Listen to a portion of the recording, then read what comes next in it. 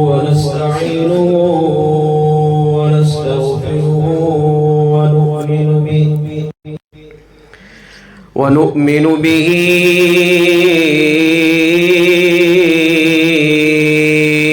ونتوكل عليه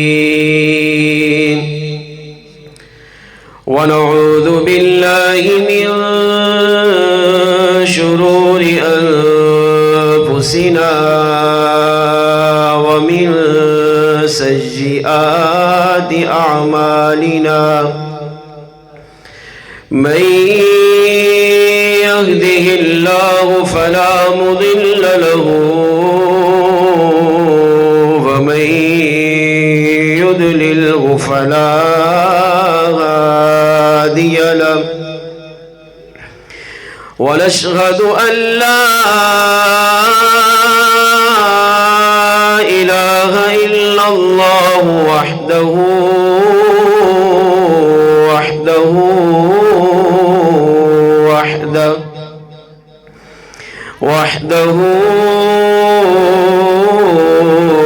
لا شريك له ونشهد أن سيدنا وسندنا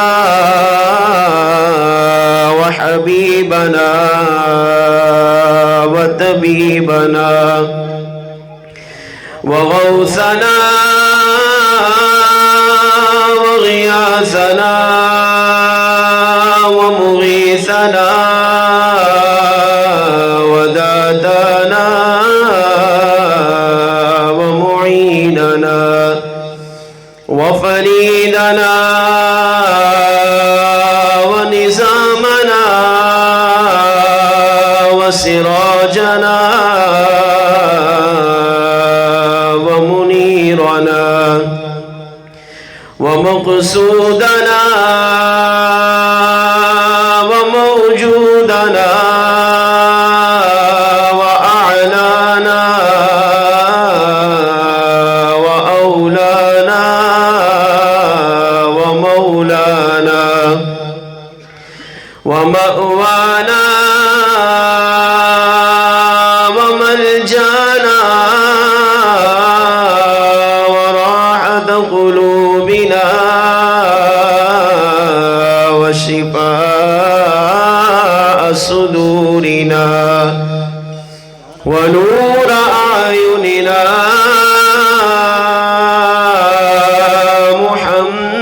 محمدا عبده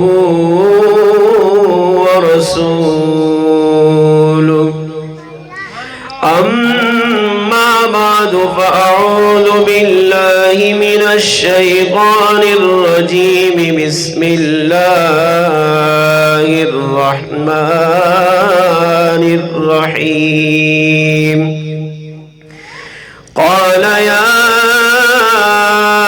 أيها الملأ أيكم يأتيني بعرشها قبل أن يأتوني مسلمين قال عفريت من الجن أنا آتيك به قبل أن تقوم من مقامك وإني عليه لقوي أمين قال الذي عنده علم من الكتاب أنا آتيك به قبل أن يرتد إليك طرفك فلما رآه مستقرا عنده قال هذا من فضل ربي ليبلوني أأشكر أم أكفر ومن شكر فإنما يشكر لنفسه ومن كفر فإن ربي غني كريم. آمنت بالله وصدق الله مولانا العظيم وصدق رسوله النبي الكريم الأمين ونحن على ذلك لمن الشاهدين والشاكرين والحمد لله رب العالمين.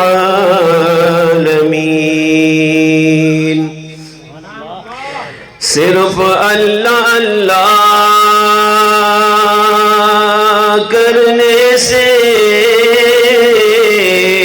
اللہ نہیں ملتا،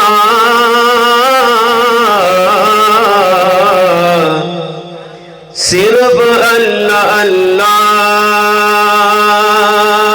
کرنے سے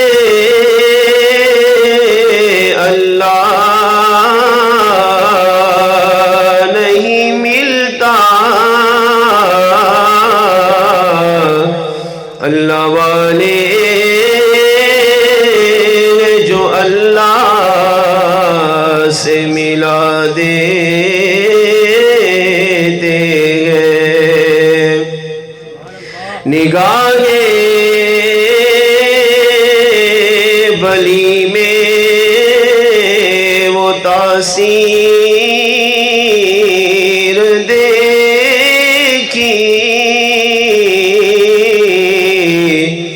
نگاہ ولی میں وہ تاثیر دیکھی، بدلتی ہزاروں لاکھوں کروڑوں کی تقدیر دیکھی، مٹا دے اپنی ہستی کو اگر کچھ مرتبہ چاہیے، مٹا دے اپنی ہستی کو اگر کچھ مرتبہ چاہیے، کہ دانا خاک میں مل کر گلے گلزار ہوتا ہے۔ سامعین محترم، اللہ تبارک و تعالیٰ کی حمد و ثنا کے بعد اس رب العالمین کی بارگاہ میں دعا ہے رب کریم آج کی اس بابرکت مقدس محفل کو اپنی بارگاہ میں قبول و منظور فرمائے۔ سب سے پہلے دل کی گہرائیوں سے مبارکباد پیش کروں گا محترم جناب رضا محمد قادری صاحب کو اور ان کے دیگر اہل خانہ، دیگر بھائیوں کو جنہوں نے آج مل جل کر اپنے والدین کے ایصال ثواب کے لیے یہ بابرکت محفل سجائی، اور بالخصوص غلام قادر مرحوم کے ایصال ثواب کے لیے یہ بابرکت محفل سجائی ہے۔ اللہ کریم ان کی اس کاوش کو اپنی بارگاہ میں قبول فرمائے، اور آج کی یہ بابرکت محفل جن مقاصد کے تحت سجائی گئی، اللہ تعالیٰ ان مقاصد میں رضا محمد قادری صاحب اور ان کے دیگر اہل خانہ کو کامیاب فرمائے۔ سب سے پہلے درود پاک کی ایک فضیلت عرض کروں گا، اس کے بعد 3 گزارشات آپ کی بارگاہ میں پیش کروں گا۔ جو مجھے وقت دیا گیا کوشش ہوگی اسی کے اندر میں جو پیغام پہنچانا چاہ رہا ہوں وہ پہنچا سکوں۔ انتہائی توجہ کے ساتھ، محبت و عقیدت کے ساتھ سنیں گے۔ اللہ نے چاہا تو عقائد و اعمال کی بہترین اصلاح ہوگی، اور آج کی یہ بابرکت محفل ہم سب کے لیے باعث بخشش اور ذریعہ نجات بنے گی۔ اللہ تعالیٰ کا یہ ہم سب پر بہت بڑا احسان، بہت بڑی کرم نوازی ہے کہ اس نے ہمیں انسان بنایا،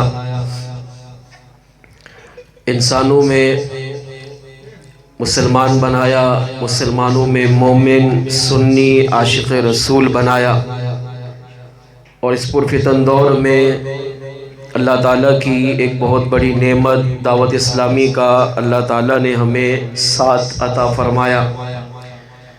اچھے ماحول کے ساتھ رہ کر، اچھی صحبت میں رہ کر ہم اپنے عقائد، اپنے اعمال کی بہترین اصلاح بھی کر سکتے ہیں، اور انہی عقائد و اعمال پر اچھی صحبت میں رہتے ہوئے اگر زندگی گزاریں تو ہم اپنی دنیا، قبر و آخرت کو بھی روشن کر سکتے ہیں۔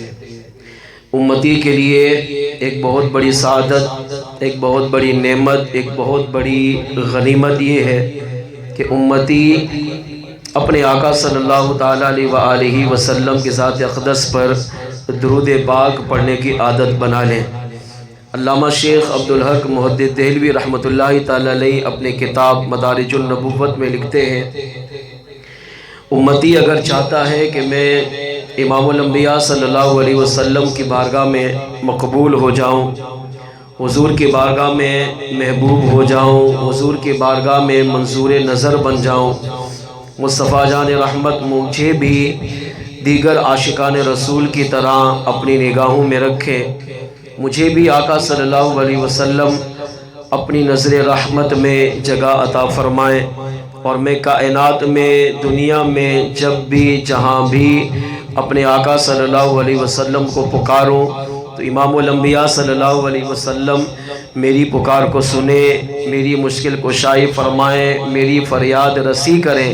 تو فرمایا اس کا ایک بہترین طریقہ یہ ہے کہ وہ امتی اپنے آقا صلی اللہ علیہ وسلم پر کثرت سے درود پاک پڑھنے کی عادت بنا لے۔ کثرت سے درود پاک کا مطلب کیا؟ زمانے کے مرد قلندر شیخ طریقت امیر اہل سنت دامت برکاتہم العالیہ ارشاد فرماتے ہیں، جو شخص روزانہ 313 مرتبہ آقا صلی اللہ علیہ وسلم کی بارگاہ میں درود و سلام پڑھنے کی عادت بنا لیتا ہے تو اللہ کریم اسے کثرت سے درود پاک پڑھنے والوں میں شامل فرما لیتا ہے۔ صلی اللہ علی محمد یہ سب سے چھوٹا درود پاک ہے، اور یہ وہ درود پاک ہے کہ جو کئی بزرگوں نے، کئی اولیاء کرام نے، کئی ہمارے اسلاف نے اس درود پاک کو پڑھا، اور یہ وہ درود پاک ہے جو امام الانبیاء صلی اللہ علیہ وسلم کی بارگاہ میں بھی مقبول ہے۔ ویسے تو امتی جب بھی درود پڑھے تو ہر درود حضور کی بارگاہ میں پہنچتا ہے، ہر درود حضور کی بارگاہ میں مقبول ہوتا ہے، لیکن بعض درود پاک ایسے ہیں کہ جب امتی پڑھتا ہے، کوئی عاشق پڑھتا ہے کہ حضور کا دیوانہ، حضور سے پیار کرنے والا، حضور کا سچا محب پڑھتا ہے، تو میرے آقا صلی اللہ تعالیٰ علیہ وآلہ وسلم اس کے اس درود و سلام کو سماعت بھی کرتے ہیں اور اپنی بارگاہ میں قبول بھی فرماتے ہیں۔ آئیے اس پر دلیل کے طور پر ایک روایت عرض کرتا ہوں، بڑی توجہ کے ساتھ سنیں گے کہ امتی اگر اپنے آقا صلی اللہ علیہ وسلم سے سچی محبت کر کے، سچی عقیدت رکھ کے، سچا پیار کر کے درود و سلام پڑھے تو میرے آقا صلی اللہ علیہ وسلم اسے کتنا نوازتے ہیں۔ آج کی اس محفل کی برکت سے زمانے کے ولی کامل شیخ طریقت امیر اہل سنت دامت برکاتہم العالیہ کے فرمان پر عمل کرتے ہوئے کم از کم میں چاہوں گا کہ میں بھی نیت کر رہا ہوں، آپ بھی نیت کریں کہ انشاءاللہ ہم 313 مرتبہ روزانہ صلی اللہ علی محمد کم از کم یہ چھوٹا درود پاک پڑھ کر سوئیں گے۔ اللہ نے چاہا اگر پابندی سے ہم نے پڑھا تو آپ زندگی میں دیکھیں گے کہ پیارے آقا صلی اللہ تعالیٰ علیہ وآلہ وسلم ہمیں بھی اپنا جلوہ عالم خواب میں عطا فرمائیں گے۔ امتی جب امام الانبیاء صلی اللہ علیہ وسلم پر درود پڑھتا ہے تو میرے آقا صلی اللہ تعالیٰ علیہ وآلہ وسلم امتی کو کس طرح نوازتے ہیں۔ ہمارا عقیدہ نظریہ یہ ہے کہ امتی جب بھی حضور پر سلام پڑھے، جب بھی درود پڑھے، جب بھی آقا صلی اللہ علیہ وسلم کے بارگاہ میں کوئی چیز پیش کرے، کوئی درود و سلام کا تحفہ پیش کرے تو میرے آقا اسے سماعت بھی کرتے ہیں، اس امتی کو دیکھتے بھی ہیں، اس امتی کو جانتے بھی ہیں، اس امتی کو پہچانتے بھی ہیں، اور آقا اس کے صلاۃ و سلام کو سنتے بھی ہیں، اور اگر کرم فرمائے تو اسے سلام کا جواب بھی عطا فرماتے ہیں۔ علامہ شمس الدین سخاوی رحمۃ اللہ تعالی علیہ اپنی کتاب القول البدیع میں اس روایت کو نقل کرتے ہیں، بغداد میں ایک بزرگ تھے جن کا نام ابو بکر شبلی علیہ رحمہ تھا۔ لوگ انہیں دیوانہ، انہیں مجنوں، انہیں پاگل، انہیں مجذوب کہتے تھے۔ مجذوب کی پہچان یہ کہ جس کا رواں رواں، جس کی عقل اللہ کی محبت میں فنا ہو چکی ہو، جو اللہ کی محبت میں غرق ہو چکا ہو، جس کا لمحہ لمحہ اللہ کی عبادت میں گزرتا ہو، جس مجذوب نے اپنی ذات کو اللہ کے عشق میں، اللہ کی محبت میں، اللہ کے پیار میں فنا کر دیا ہو، اس شخص کو کہا جاتا ہے یہ مجذوب ہے۔ بغداد میں ایک بہت بڑے مجذوب حضرت سیدنا ابو بکر شبلی رحمت اللہ تعالی علیہ تھے۔ جب لوگ آپ کہیں سے گزرتے تو لوگ دیکھتے تو لوگ آپ کو برا بلا کہتے، کوئی آپ کو مجنوں کہتا، کوئی پاگل کہتا، کوئی دیوانہ کہتا، کوئی آپ کو پتھر مارتا، کوئی آپ کی طرف کنکر پھینکتا، کوئی آپ کو گالیاں دیتا، کوئی آپ کے خلاف نازیبا جملے کہتا، مگر اللہ کے ولی کی شان یہ تھی آپ کسی سے ناراض نہیں ہوتے تھے۔ گالی دینے والے کو بھی دعاؤں سے نوازتے تھے، پتھر مارنے والے کو بھی دعاؤں سے نوازتے تھے، اگر کوئی برا بلا بھی کہتا تھا آپ اسے بھی دعاؤں سے نوازتے تھے، اور اللہ کریم کی بارگاہ میں اپنے ستانے والوں کے لیے بھی بخشش کی دعا فرماتے تھے۔ اس وقت کے ایک بہت بڑے عالم دین جن کا نام علماء نے لکھا، حضرت سیدنا ابو بکر بن مجاہد رحمت اللہ تعالی علیہ، بغداد میں بہت بڑے عالم تھے، قرآن و حدیث پڑھانا ان کا مشغلہ تھا، ہزاروں طلباء آپ کے سامنے ہوتے اور آپ کا کام یہ تھا مسجد رسول پر بیٹھ کر دن رات امام الانبیاء صلی اللہ علیہ وسلم کی شریعت سکھاتے تھے، یا تو قرآن پڑھاتے یا حدیث پڑھاتے۔ اور اگر اس محفل میں کبھی کبھی گزرتے گزرتے ابو بکر شبلی رحمت اللہ تعالی علیہ تشریف لے آتے تو ابو بکر مجاہد رحمت اللہ تعالی علیہ ان پر توجہ نہیں کرتے، انہیں بھی عام مجذوب، عام دیوانہ، عام اللہ والا سمجھ کر انہیں چھوڑ دیتے، اور آپ اپنے اس قرآن و حدیث میں درس و تدریس کے اندر، تعلیم و تعلم کے اندر مصروف رہتے۔ اس وقت کے ایک بہت بڑے عالم حضرت سیدنا ابو بکر بن محمد، تینوں بزرگوں کے نام ابو بکر، اس روایت کے راوی ابو بکر بن محمد کہتے ہیں میں چلتے چلتے ایک دن ابو بکر مجاہد علیہ رحمہ کی محفل میں، اس دینی محفل میں حاضر ہوا۔ میں نے کہا میں بھی جا کر آج قرآن و حدیث سیکھوں، اس علم دین کی محفل میں شریک ہوا۔ تھوڑی دیر گزری تو اس وقت کے بہت بڑے مجذوب، وقت کے مرد قلندر ابو بکر شبلی رحمت اللہ تعالی علیہ چلتے چلتے اسی محفل میں تشریف لے آئے۔ ابو بکر مجاہد رحمت اللہ تعالی علیہ اپنی جگہ پر بیٹھے ہیں۔ روایت کے راوی ابو بکر بن محمد، آنے والے بزرگ ابو بکر شبلی، اور جو مسجد رسول پر بیٹھ کر قرآن و حدیث پڑھا رہے ہیں یہ ابو بکر بن مجاہد رحمت اللہ تعالی علیہ کے ذات مبارکہ۔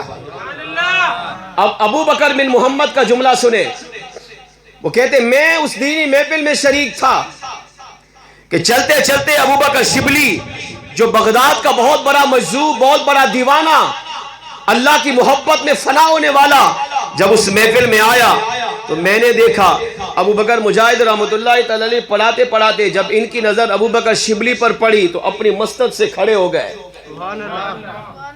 وہ قرآن و حدیث پڑھنا پڑھانا بند کر دیا، اپنی مسند سے کھڑے ہوئے اور چل کر ابو بکر شبلی کی طرف گئے۔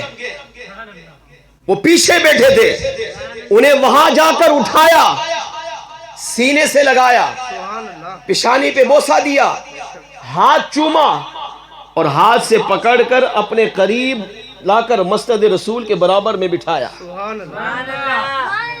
توجہ ادھر، پھر قرآن و حدیث پڑھنے پڑھانے میں مشغول ہو گئے۔ جب یہ محفل کا اختتام ہوا ابو بکر بن محمد علی رحمہ کہتے ہیں میں یہ سارا منظر اپنی آنکھوں سے دیکھتا رہا۔ محفل کا اختتام ہوا تو میں ابو بکر بن مجاہد علی رحمہ کے پاس حاضر ہوا اور میں نے آ کر آپ سے ایک سوال کیا. میں نے کہا یا سیدی یہ بتائیے کہ آپ نے آج ابو بکر شبلی علی رحمہ کی اتنی تعظیم کیوں کی؟ یہ تو بغداد کے بہت بڑے مجذوب ہیں، لوگ انہیں دیوانہ، لوگ انہیں پاگل، لوگ انہیں مجنون سمجھتے ہیں، لوگ ان کو پتھر مارتے ہیں، ان کے بارے میں نازیبا جملے بکتے ہیں، کوئی ان کی تعظیم نہیں کرتا.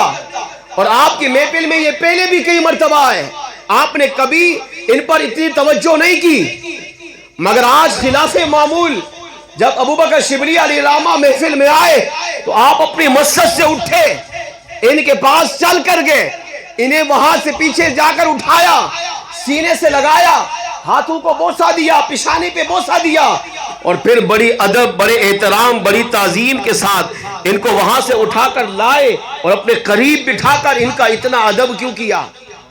آج خلاف معمول، خلاف عادت آپ نے عمل کیا، اس کی وجہ مجھے ارشاد فرمائیے. ابو بکر بن مجاہد علی رحمہ کہتے ہیں کہ جب ابو بکر بن محمد علی رحمہ نے مجھ سے سوال کیا تو میں نے کہا آپ نہ پوچھے تو بہتر ہے، یہ ایک راز ہے، اسے راز رہنے دے. عرض کیا نہیں آپ بتا دیں، جب تک آپ اس راز کو ظاہر نہیں کریں گے میرے دل کو تسلی نہیں ہوگی. میں ساری زندگی سوچتا رہوں گا کہ اتنے بڑے مرد قلندر کی تعظیم اور ادب و احترام زمانے کے بہت بڑے عالم دین نے کس طرح کی. تو ابو بکر بن مجاہد رحمۃ اللہ تعالی علیہ فرمانے لگے، فرمایا ابو بکر بن محمد ان کی تعظیم میں نے اس لیے کی کہ رات عالم خواب میں ان کی تعظیم، ابو بکر شبلی کی تعظیم امام الانبیاء صلی اللہ علیہ وسلم کو کرتے دیکھا. میں نے جو یہ عمل کیا، فرمایا بعینہ ہی یہی عمل رات عالم خواب میں نے حضور کو کرتے دیکھا، تو آج امام الانبیاء کی اس ادا کو میں نے بھی اپنا لیا. ابو بکر بن محمد علی رحمہ کہتے ہیں میں نے عرض کیا حضور اس کو راز کو فاش کیجئے، ذرا تھوڑا وضاحت کر کے بتائیے کہ آپ نے کیا خواب دیکھا. اب ابو بکر بن مجاہد کا خواب دل سے سنیے. آپ فرماتے ہیں اے ابو بکر بن محمد میں بھی ابو بکر شبلی کو دیوانہ سمجھتا تھا، مجنون سمجھتا تھا، مجذوب سمجھتا تھا، ان کی طرف کبھی اتنی توجہ نہیں دیتا تھا. کہتے ہیں رات میں نے عالم خواب دیکھا، سر کی آنکھیں بند ہوئی، دل کی آنکھیں کھلی، میں نے عالم خواب میں امام الانبیاء صلی اللہ علیہ وسلم کا دیدار کیا. میں نے منظر یہ دیکھا، مسجد نبوی ہے، حضور منبر رسول پر جلوہ فرما ہے، وہاں انبیاء بھی ہیں، اولیاء بھی ہیں، صحابہ بھی ہیں، پاکیزہ لوگ موجود ہیں. امام الانبیاء صلی اللہ علیہ وسلم ان سے گفتگو فرما رہے ہیں. تھوڑی دیر گزری، میں نے دیکھا اسی محفل میں چلتے چلتے ابو بکر شبلی بھی حاضر ہوا، اور جب ابو بکر شبلی حضور کی محفل میں حاضر ہوا تو میرے آقا صلی اللہ علیہ وسلم نے ابو بکر شبلی کو دیکھتے ہی اپنے منبر رسول کو چھوڑ دیا. حضور نیچے تشریف لائے، چل کر گئے، ابو بکر شبلی کو اٹھایا، سینے سے لگایا، پیشانی پر بوسہ دیا، اور امام الانبیاء صلی اللہ علیہ وسلم نے انہیں پیچھے سے اٹھا کر قریب لا کر منبر رسول کے پاس آ کر بٹھا دیا. اب وہ کہتے میں یہ منظر دیکھتا رہا. جب محفل کا اختتام ہوا میں نے عرض کیا یا رسول اللہ صلی اللہ علیہ وسلم ابو بکر شبلی کو بغداد کے لوگ دیوانہ سمجھتے ہیں، مجنون سمجھتے ہیں، پاگل سمجھتے ہیں، مجذوب سمجھتے ہیں، آپ نے ان کی اتنی تعظیم کیوں فرمائی؟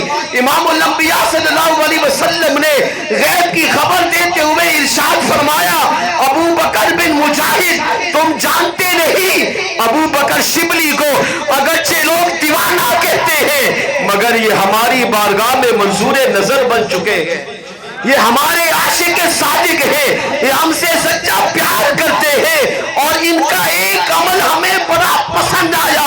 فرمایا مجھے یہ ہر نماز کے بعد قرآن کریم کی آیت کریمہ تلاوت بھی کرتے ہیں اور ہر نماز کے بعد صلی اللہ علیہ یا رسول اللہ ثلاث مرات، فرمایا یہ ہر نماز کے بعد میری بارگاہ میں 3 مرتبہ صلاۃ و سلام پڑھتے ہیں۔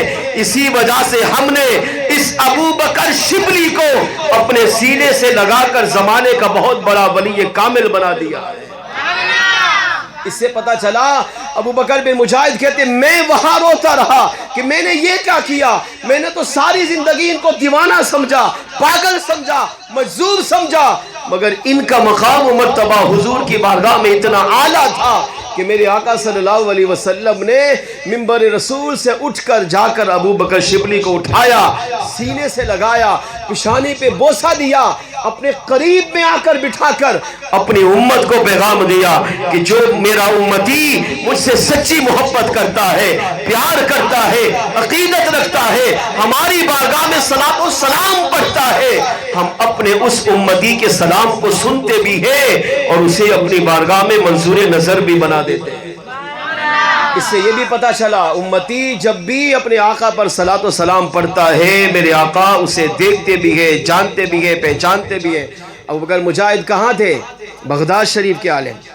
ابو بکر شبلی کہاں کے مجذوب تھے؟ بغداد شریف کے۔ امام الانبیاء مدینہ تشریف آوے، مگر آقا صلی اللہ علیہ وسلم نے غیب کی خبر دیتے ہوئے فرمایا ابو بکر بن مجاہد یہ ہر نماز کے بعد لقد جاءکم رسول من انفسکم عزیز علی ما عنتم حریص علیکم بالمؤمنین رؤوف الرحیم، یہ آیت کریمہ تلاوت بھی کرتے ہیں اور میری بارگاہ میں صلی اللہ علیہ یا رسول اللہ 3 مرتبہ انہی سیغوں کے ساتھ میری بارگاہ میں صلاۃ و سلام بھی پیش کرتے ہیں۔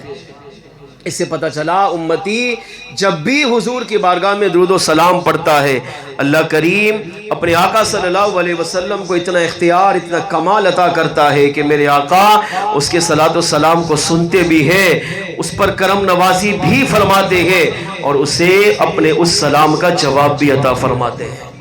اسی محبت و عقیدت کے ساتھ یہ آج کی محفل سے پیغام لے کر مرحوم غلام قادر صاحب کی روح بھی خوش ہو جائے اور رضا بھائی نے جن کے اصال ثواب کی نیتیں کی ان کی ارواح بھی خوش ہو جائے۔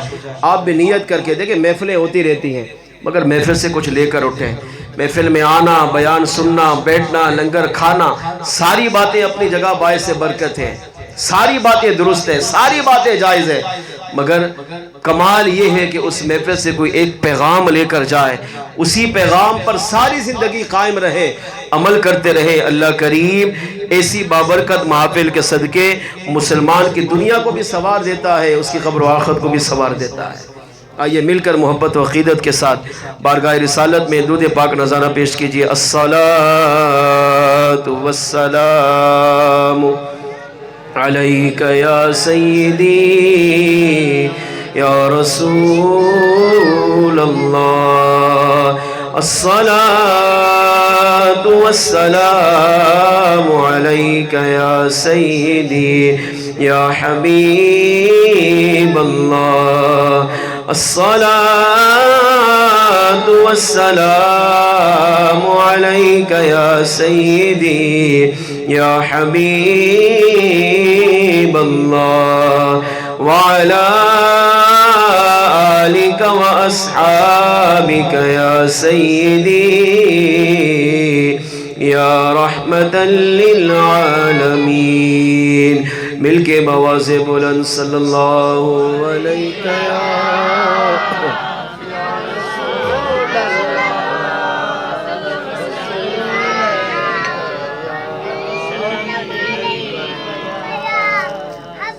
اس روایت کے اندر آخری الفاظ صلی اللہ علیہ کا یا رسول اللہ 3 مرات، یعنی ابو بکر شبلی رحمۃ اللہ تعالی علیہ حضور کی بارگاہ میں جو سلام پڑھتے تھے وہ اپنے آقا صلی اللہ علیہ وسلم کو یا رسول اللہ کی صداؤں سے یاد کرتے تھے۔ اس سے یہ عقیدہ ملا کہ حضور کو یا رسول اللہ کہہ کر پکارنا یہ ہم نے شروع نہیں کیا، بلکہ آقا صلی اللہ تعالیٰ علیہ وسلم کو یا رسول اللہ کہہ کر پکارنا یہ صحابہ کی سنت ہے۔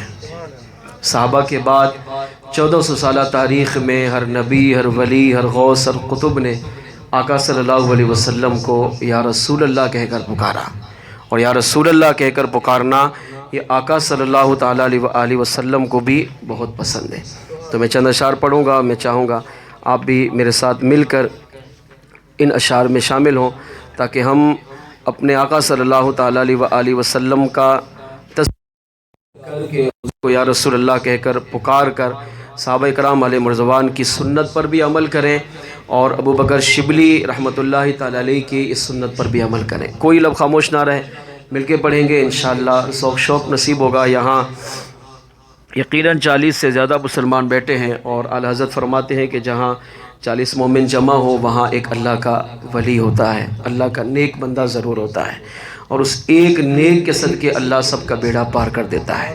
سارے مل کر پڑھیں گے، بچے بوڑھے نوجوان، تو انشاءاللہ ایک کا پڑھنا حضور کو ضرور پسند آئے گا، اور اس ایک کے صدقے اللہ ہم سب کا بیڑا پار فرمائے گا۔ کوئی لب خاموش نہ رہے، مل کے صلی اللہ علیہ یا رسول اللہ،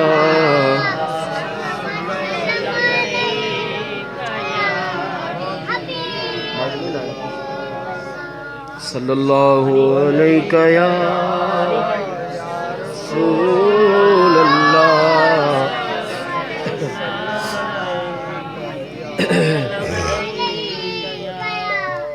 شروع سے پوری امت کا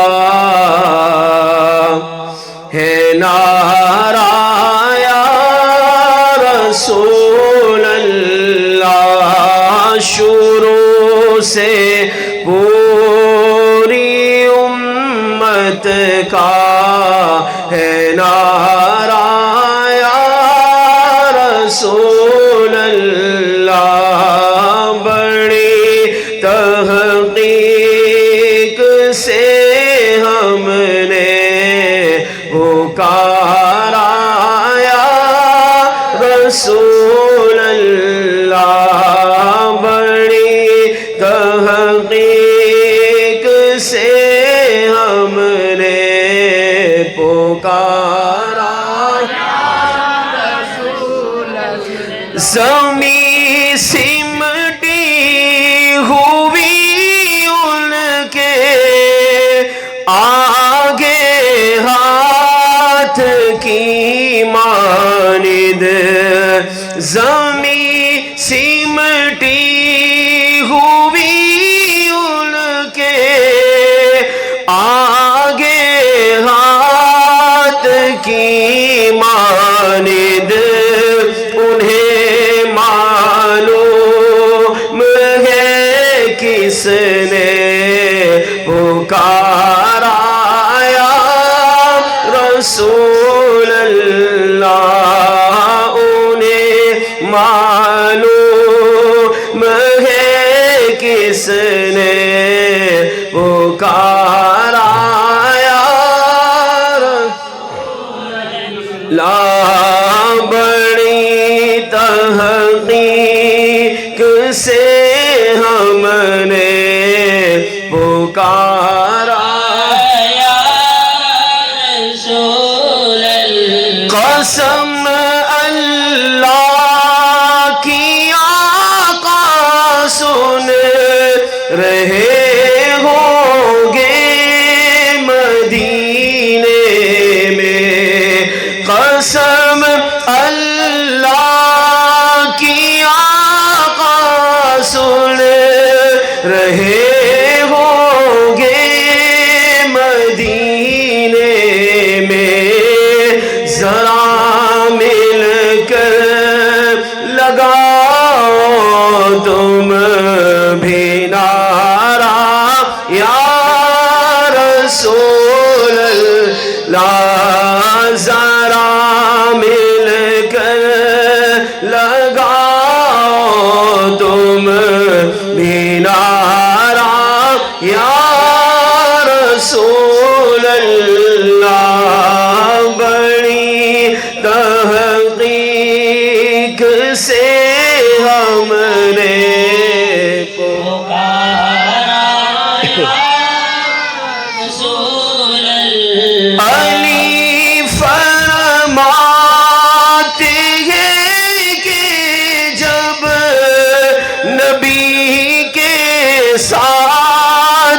چلتے تھے علی فرماتے ہیں کہ جب نبی کے ساتھ چلتے تھے پہاڑوں پتھروں نے بھی پکارا یا رسول اللہ پہاڑوں پتھروں نے بھی پکارا یا رسول اللہ بڑی تحقیق سے ہم نے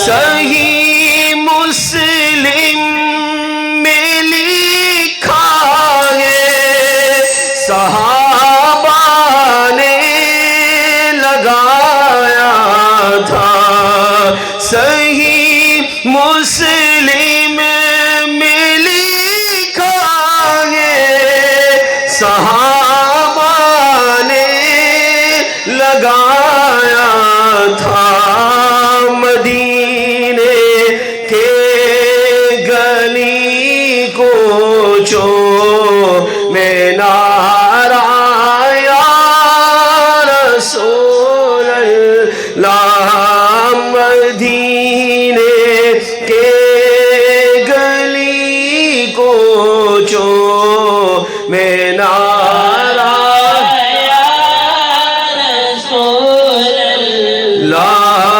بڑی تحقیق سے ہم نے پکارا یا رسول اللہ غلامان نبی محشر میں یوں پہچانے جائیں گے غلامان نبی محشر میں یوں پہچانے جائیں گے کہ ہوگا حشر میں بھی سب کا نعرہ یا رسول اللہ کہ ہوگا حشر میں بھی ان کا نعرہ یا رسول اللہ بڑی تحقیق سے ہم نے پکارا یا رسول اللہ ذرا پڑھیے کتابوں میں فتوح شام کا قصہ ذرا پڑھیے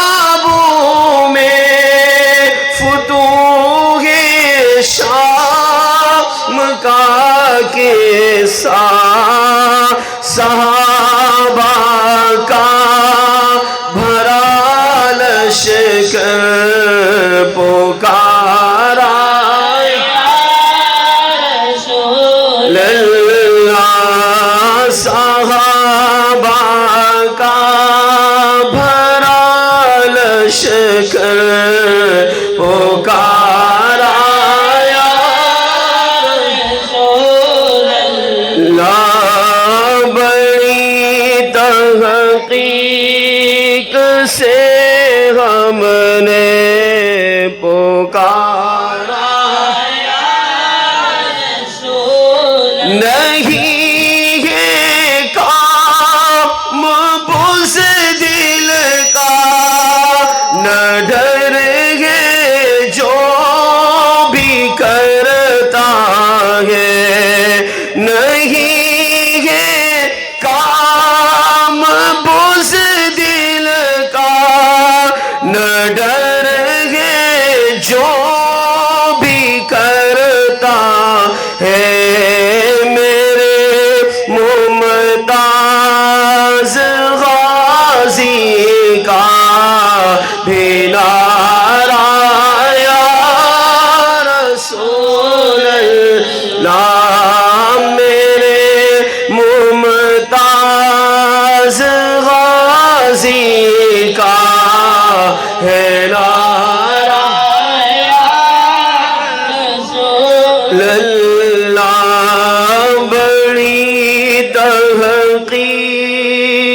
سے ہم نے پکارا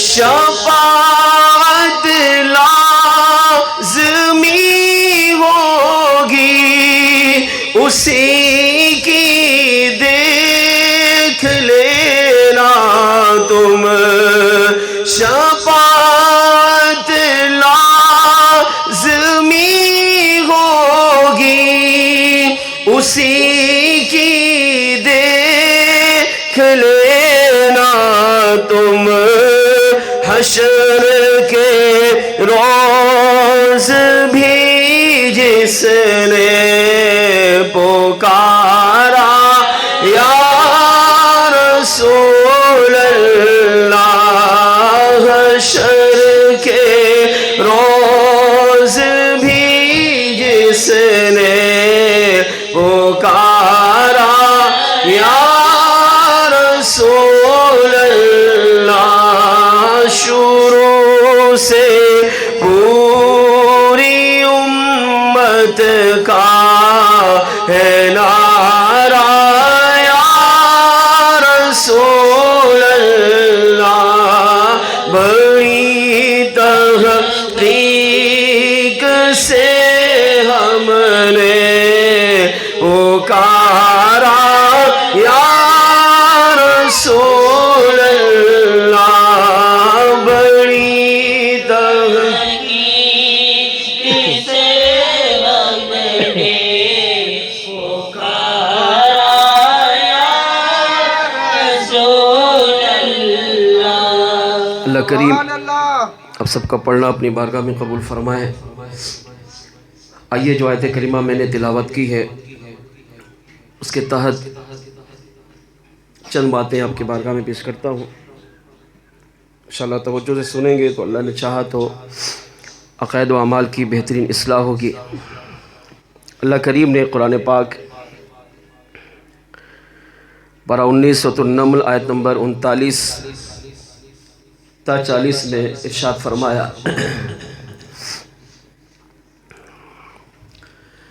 قال یا ایھا الملأ ایکم یأتینی بعرشها قبل ان یأتونی مسلمین۔ اللہ کے نبی سیدنا سلیمان علیہ السلام نے اپنی ایک محفل میں یہ اعلان فرمایا کیا تم میں کوئی ایسا شخص ہے جو ملکہ بلقیس کا تخت اس کے آنے سے پہلے میرے اس دربار میں پیش کرے؟ قال عفریت من الجن،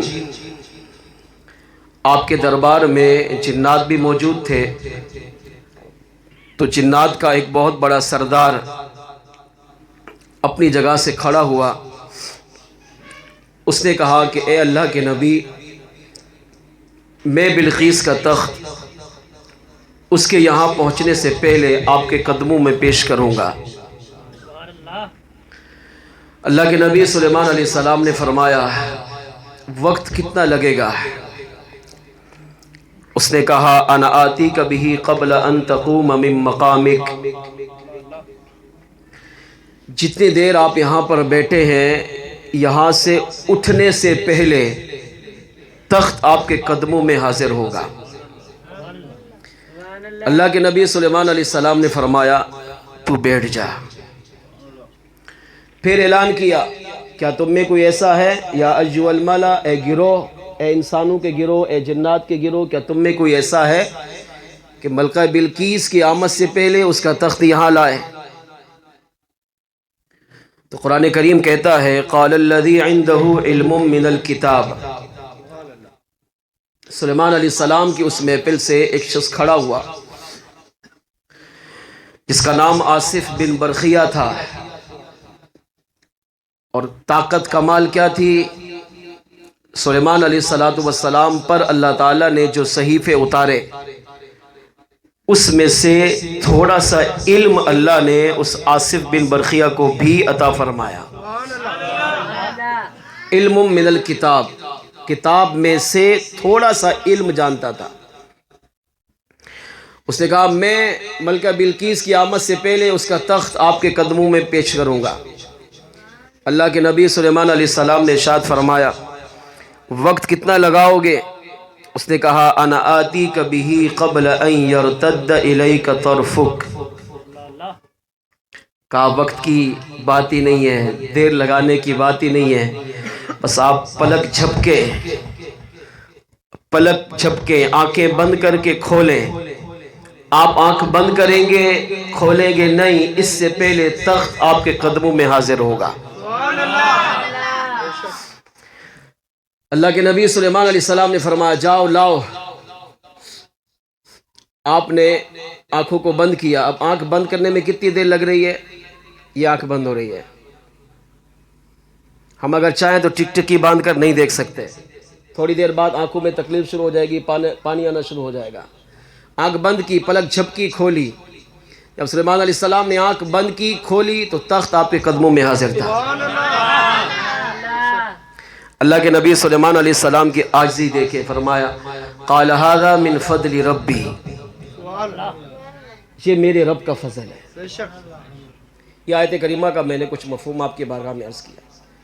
اب اس کی وضاحت سنیے اور اس سے عقیدہ کیا سیکھنے کو ملا۔ اللہ کرے آج کے محفل میں ہم سمجھ جائیں اور اسی عقیدے پر قائم رہیں، اسی پر عمل کریں تو انشاءاللہ دنیا قبر و آخرت سنور جائے گی۔ مفسرین نے لکھا کہ اللہ کے نبی داؤد علیہ السلام کو اللہ نے ایک بیٹا دیا جس کا نام حضرت سیدنا سلیمان علیہ السلام تھا۔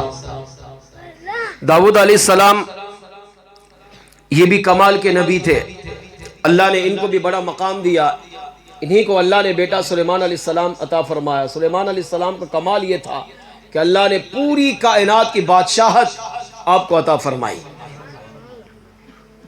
ہوا، چاند، سورج، آگ، پانی، ستارے، زمین، اسی طرح جمادات، نباتات، حیوانات، انسان، جنات، ملائکہ، جتنی بھی مخلوقات ہیں اللہ تعالیٰ نے ان تمام مخلوقات کا اختیار آپ کو عطا فرمایا۔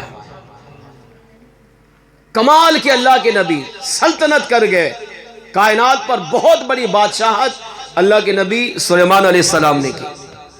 ہر ایک آپ کی خدمت میں حاضر ہوتا، پرندے بھی آپ کی بارگاہ میں حاضر ہوتے، اور نبی کا کام تبلیغ کرنا ہوتا ہے، دعوت دینا ہوتا ہے۔ تو اللہ کے نبی سلیمان علیہ السلام کا ایک خاص پرندہ تھا جس کا نام علماء نے لکھا ہدہد۔ اس کو آپ بھیجتے کہ جاؤ کائنات میں جا کر سیر کرو اور دیکھو امت کیا کر رہی ہے۔ یہ پرندہ اڑتا، کائنات میں سیر کرتا، گھومتا پھرتا۔ اللہ نے اس پرندے کو اتنا کمال دیا تھا کہ اگر کسی جگہ زمین پر پانی نہ ہو تو سلیمان علیہ السلام اس پرندے سے کہتے یہاں پر چونچ مار کے بتا پانی ہے کہ نہیں۔ تو یہ ہدہد پرندہ اپنی چونچ زمین پر مار کر بتاتا کہ اے اللہ کے نبی یہاں پانی ہے اور اتنے فٹ گہرا ہے۔ پرندے کو بھی اللہ نے اتنا کمال دیا تو سوچے اللہ نے اپنے نبی سلیمان علیہ السلام کو کتنا کمال دیا ہوگا۔ المختصر یہ پرندہ جاتا، گھومتا پھرتا، واپس آ کر آپ کو بتاتا، اور جو مشکل آپ کی بارگاہ میں پیش کرتا اللہ کے نبی سلیمان علیہ السلام کی عادت تھی چل کر جاتے اور وہاں جا کر لوگوں کی مشکل کشائی فرما دیتے۔ سفر کرتے کرتے کرتے یہ ایک مقام پر پہنچا جس کو علماء نے لکھا ملک سبا، سبا کے نام سے وہ جگہ مشہور تھی۔ ایک بہت بڑی مخلوق کو دیکھا، وہ آگ کی پوجا کر رہی ہے۔ ایک بہت بڑی آگ جلاتے اور اس کے سامنے بیٹھ کر اس کی پوجا کرتے، اس کی عبادت کرتے، اسی آگ کو یہ اپنا خدا تصور کرتے۔ ہدہد پرندے نے یہ منظر دیکھا تو فوراً اڑتے اڑتے اڑتے سلیمان علیہ السلام کی بارگاہ میں حاضر ہوا۔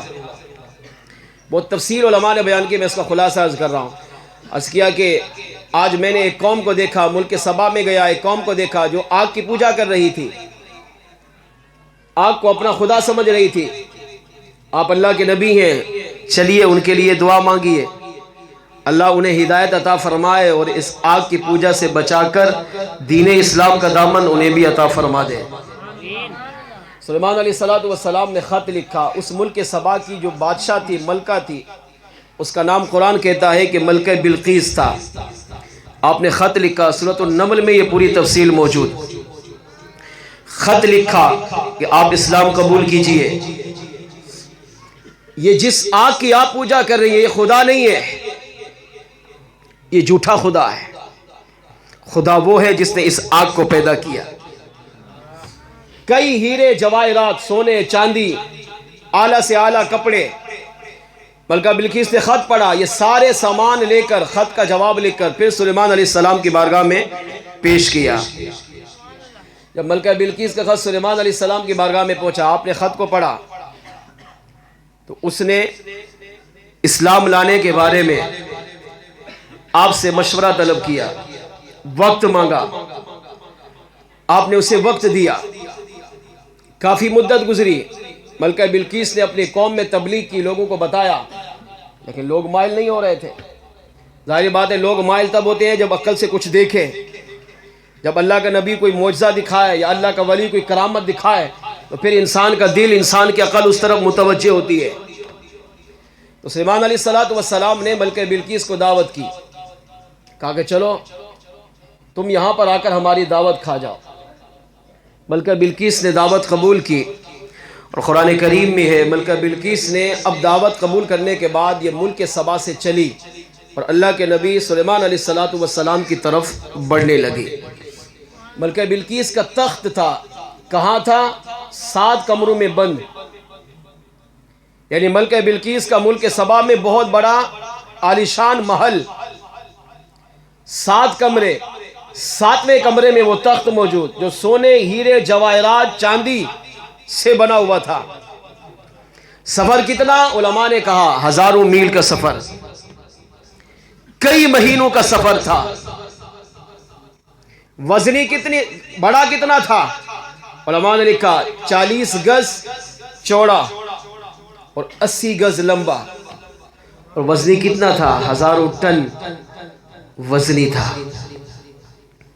ایک انسان نہیں، کئی لوگ مل کر اس کو اٹھاتے تھے، 500 کم و بیش لوگ مل کر اس کا وزن اٹھاتے تھے اور اس کو وہاں پر انہوں نے نصب کیا۔ اب اللہ کے نبی سلیمان علیہ السلام نے یہ معجزہ دکھایا۔ آپ یہ چاہتے تھے کہ ملکہ بلقیس کی آمد سے پہلے اس کا تخت یہاں پر موجود ہو، تاکہ وہ جب اپنی آنکھوں سے معجزہ دیکھے گی، اپنی آنکھوں سے یہ طاقت دیکھے گی، تو وہ بھی مانے گی کہ ہاں یہ آگ جس کو ہم خدا سمجھتے ہیں یہ خدا نہیں، خدا وہ ہے جس نے سلیمان علیہ السلام کو اتنی بڑی طاقت دی کہ آپ نے پلک جھپکنے سے پہلے ملکہ بلقیس کے تخت کو اپنے قدموں میں قبول فرما لیا۔ آپ نے اعلان کیا، جس کی میں پہلے وضاحت کر چکا، کہا اب آپ کی مجلس میں جنات بھی تھے، انسان بھی تھے، پرندے بھی تھے، ہر شخص موجود تھا۔ آپ نے کہا کیا تم میں کوئی ایسا ہے جو ملکہ بلقیس میرے پاس آ رہی ہے، اس کی آمد سے پہلے اس کے اس 7ویں کمرے کے نیچے بچھے ہوئے تخت کو میری بارگاہ میں لائے؟ تو ایک جن کھڑا ہوا، اس نے کہا میں لاؤں گا۔ آپ نے فرمایا وقت کتنا لگے گا؟ کہا وقت کی بات نہیں، جتنے دیر آپ یہاں بیٹھے ہیں آپ اپنی مجلس سے اٹھیں گے نہیں، تخت آپ کے قدموں میں قبول ہو جائے گا، تخت آپ کے قدموں میں نچھاور ہوگا۔ کتنا بیٹھتے تھے؟ علماء نے لکھا فجر کی نماز کے بعد سورج طلوع ہوتا، سلیمان علیہ السلام آتے، مسند پر بیٹھتے، لوگ آتے، ہجوم ہوتا، لوگ اپنی حاجتیں پیش کرتے، آپ ان کی مشکل کشائی کرتے، اور ظہر کی نماز سے پہلے زوال کے وقت سے پہلے آپ کی نشست ختم ہو جاتی۔ تو اس نے کہا زوال سے پہلے جب آپ کی نشست ختم ہوگی اس سے پہلے تخت آپ کے قدموں میں حاضر ہوگا۔ اللہ کے نبی سلیمان علیہ السلام نے فرمایا نہیں، مجھے اس سے بھی جلدی چاہیے۔ اس جن کو بیٹھا دیا، پھر اعلان کیا کیا تم میں کوئی ایسا ہے جو ملکہ بلقیس کی یہاں آمد سے پہلے اس کا تخت میری بارگاہ میں پیش کرے؟ تو قرآن کہتے ہیں قال الذی عندہ علم من الکتاب، سلیمان علیہ السلام کا نبی، سلیمان علیہ السلام نبی ہے، مگر آپ کی امت میں ایک امتی جس کو آصف بن برخیہ کہتے ہیں اپنی جگہ سے کھڑا ہوا، کہا اللہ کے نبی اگر آپ اجازت دے تو وہ تخت میں آپ کی قدموں میں پیش کروں گا۔ فرمایا وقت کتنا لگائے گا؟ کہا وقت کی بات ہی نہیں ہے، قبل ان یرتد الیک طرفک، آپ پلک جھپکیں گے بعد میں، تخت پہلے آپ کے قدموں میں پیش ہوگا۔ اب اللہ کے نبی سلیمان علیہ السلام کی اس محفل میں، اب توجہ ادھر رکھیں، اسی محفل میں نیک لوگ بھی ہیں، اولیاء بھی ہیں، صوفیاء بھی ہیں، آپ کی امت کے بڑے بڑے لوگ بھی بیٹھے ہیں، اور آصف بن برخیہ کھڑا ہوا۔ کیا تھا یہ؟ علماء نے کہا آپ کی امت کا ولی تھا۔ اور طاقت کتنی تھی، علم کتنا تھا؟ قال الذی عنده علم من الکتاب، کتاب میں سے تھوڑا سا علم تھا، اس تھوڑے سے علم سے کمال آپ نے یہ دکھایا۔ آپ نے عرض کیا اے اللہ کے نبی آنکھ کو بند کیجئے، اب 1000 میل سفر بھی ہے، 1000 ٹن وزنی تخت بھی ہے، 80 ہاتھ 80 گز لمبا 40 گز چوڑا تخت ہے، جو 500 آدمی جس کو اٹھاتے ہیں، اتنا وزنی تخت 1000 میل کی مسافت پر موجود ہے، 7 کمروں میں بند بھی ہے، مگر سلیمان علیہ السلام کے امتی نے کسی گروہ کو، کسی جماعت کو لے کر نہیں گیا، بلکہ اسی محفل میں بیٹھے بیٹھے اللہ کے نبی سلیمان علیہ السلام کی بارگاہ میں عرض کیا آپ آنکھ کو بند کیجئے۔ اللہ کے نبی سلیمان علیہ السلام نے آنکھ کو بند فرمایا، کہا اللہ کے نبی اب آپ آنکھ کو کھولیے۔ جب اللہ کے نبی سلیمان علیہ السلام نے آنکھ کو کھولا تو آصف بن برخیہ نے، جو کہ ولی تھا، کتاب کا تھوڑا سا علم رکھتا تھا، اللہ نے اسے ولایت کا منصب عطا کیا تھا، اپنی ولایت کی طاقت سے سلیمان علیہ السلام کی آنکھ کھولنے سے پہلے اتنے 1000 میل دور 1000 ٹن وزنی تخت کو وہیں کھڑے کھڑے اٹھا کر اللہ کے نبی سلیمان علیہ السلام کے قدموں میں پیش کر دیا۔ جب آپ نے آنکھوں کو کھولا تو تخت آپ کے قدموں میں موجود تھا، تو آپ کی زبان سے بے ساختہ نکلا، فرمایا قال ھذا من فضل ربی، یہ میرے رب کا فضل ہے کہ اللہ نے میری بھی لاج رکھی، اور میرے امتی آصف بن برخیہ کو اللہ نے اتنا کمال عطا کیا کہ انہوں نے یہاں بیٹھے بیٹھے اپنی ولایت کی طاقت سے ملک سبا سے تخت کو اٹھا کر میرے قدموں میں حاضر کر دیا۔ اس قرآنی آیت سے، ان قرآنی دونوں آیات سے جو عقیدہ سیکھنے کو ملا، علماء نے کہا وہ یہ کہ آصف بن برخیہ نبی نہیں تھا، بلکہ سلیمان علیہ السلام کی امت کا ایک ولی تھا، کتاب کا تھوڑا سا علم رکھتا تھا، صحیفوں کا تھوڑا سا علم رکھتا تھا۔ علماء نے کہا امتی سوچ، جب آصف بن برخیہ سلیمان علیہ السلام کا امتی، کتاب کا تھوڑا علم رکھنے والے کو اللہ نے اتنا بڑا کمال عطا کیا ہے، تو جس غوث اعظم جیلانی نے ساری زندگی قرآن کو بھی پڑھا، 18 پارے ماں کے پیٹ میں قرآن کو حفظ بھی کر دیا، 7 سال کی عمر میں قرآن کو مکمل حفظ فرمایا سوچ اللہ نے اس غوث اعظم کو کتنا مقام عطا فرمایا۔ اور جب غوث اعظم کو اللہ نے اتنا بڑا مقام عطا کیا، آصف بن برخیہ پورے صحیفوں کا حافظ نہیں تھا، تھوڑا سا علم رکھتا تھا، تو جس مولا مشکل کشا پر امام الانبیاء کی نظر عنایت ہو، جو مولا علی اپنی نصروں سے لوگوں کو حافظ و قاری بنا دیتے ہو، تو سوچ اللہ نے اس مولا مشکل کشا کو کتنا مقام عطا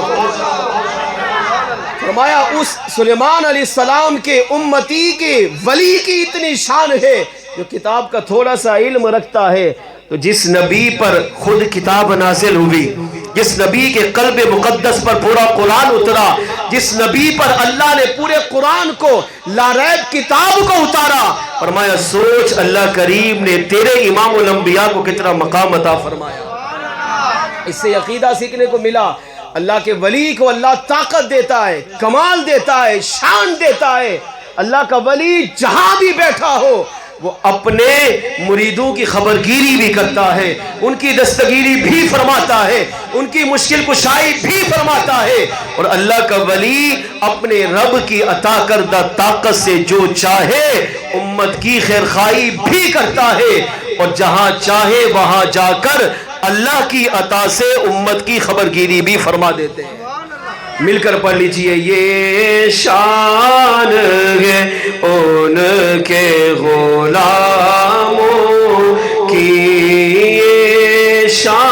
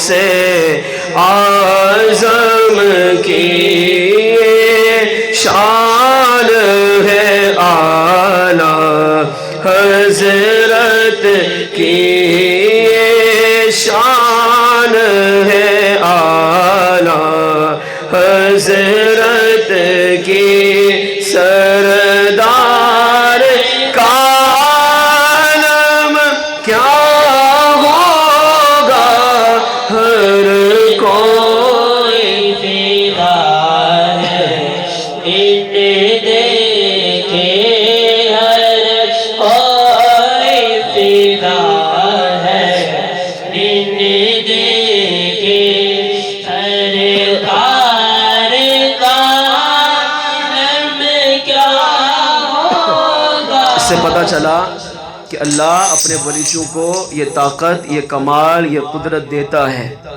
ولی اپنی مرضی سے کچھ نہیں کرتا. اگر آج شیطان ہمیں وسوسہ دلائے کہ نہیں جی یہ مرشد کیا ہوتا ہے، یہ پیر کیا ہوتا ہے، ان کو پکڑنے کا فائدہ کیا ہوتا ہے، یہ تو کچھ بھی نہیں کر سکتے، بس سب کچھ اللہ کرتا ہے، ایسا نہیں ہے. سب کچھ اللہ ہی کرتا ہے، لیکن اللہ کی عطا سے اللہ کے ولی بھی کرتے ہیں.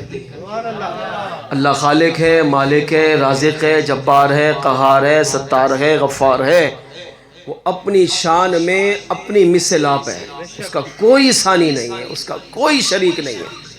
انبیاء بھی، اولیاء بھی، صحابہ بھی، سب اسی کے محتاج ہیں. ہمارا عقیدہ اتنا صاف ستھرا ہے، ہم کسی نبی، ولی، غوث، قطب، صحابی، اہل بیت کو رب سے نہیں ملاتے ہیں. اور یہ میں نے قرآنی واقعہ اس لیے عرض کیا تاکہ اگر شیطان یہ وسوسہ دلائے کہ نہیں یہ تو نہیں ہو سکتا، نہیں یہ سب کچھ اللہ ہی ہے، سب کچھ اللہ ہی کرتا ہے، اللہ ہی کرتا ہے، اللہ والے بھی کرتے ہیں، اللہ کی عطا سے کرتے ہیں، اللہ کی عطا کردہ طاقت سے کرتے ہیں.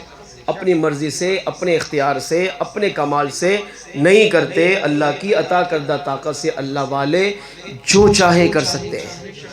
کائنات کا نظام، کائنات کا اختیار، کائنات کا کنٹرول اللہ اپنے ولیوں کو عطا کرتا ہے. یہاں تک کہ یہ ولی چاہیں تو رب نے جو لوح محفوظ میں فرشتوں کے ذریعے تقدیر لکھوائی، یہ اللہ والے چاہیں تو اس تقدیر کو بھی تبدیل کروا دیتے ہیں.